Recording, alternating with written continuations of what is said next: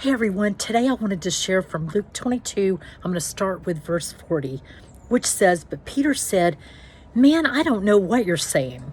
Immediately, while he was still speaking, the rooster crowed, and the Lord turned and looked at Peter. Then Peter remembered the word of the Lord, how he had said to him, 'Before the rooster crows, you will deny me 3 times.' So Peter went out and wept bitterly." So this is a story that we're all familiar with. We're going to be talking about it a lot during Lent and leading up to Holy Week and Easter.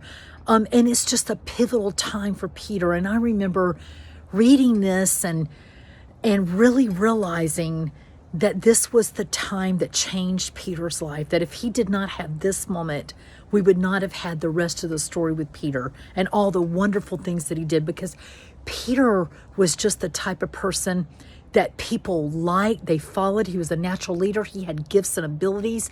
He wasn't afraid. He was bold. He would move. He would do the daring moves. And I think he had a lot of confidence in himself.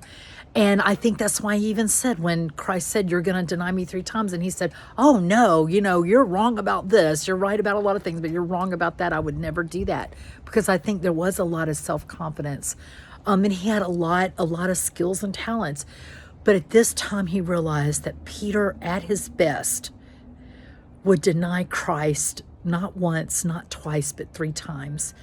And I think we all have to reach that point where we realize us at our best is still not anything that God can use and change, that it's still not enough, that we need Christ, that even at our best with all of our skills and talents, and we can do a lot with that we have to come to the point where we realize that we need Christ. I always joke with my daughters that the best prayer in the world, the most powerful, most anointed, is, "God help me, I need you." And I think that's so true. And I've been at points in my life where I've asked my husband, I remember I was at a job where I ran into a lot every day and had to have a lot of faith.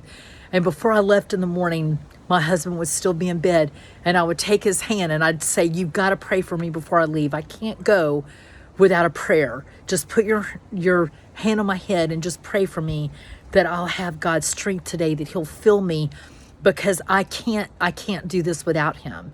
So if you're at that place, if you're going through a lot, just know that it's not a place where we want to be, but it's a place where God says, "Hey, I can use you," because you realize that you need me to fill me. You need my strength. So God bless today.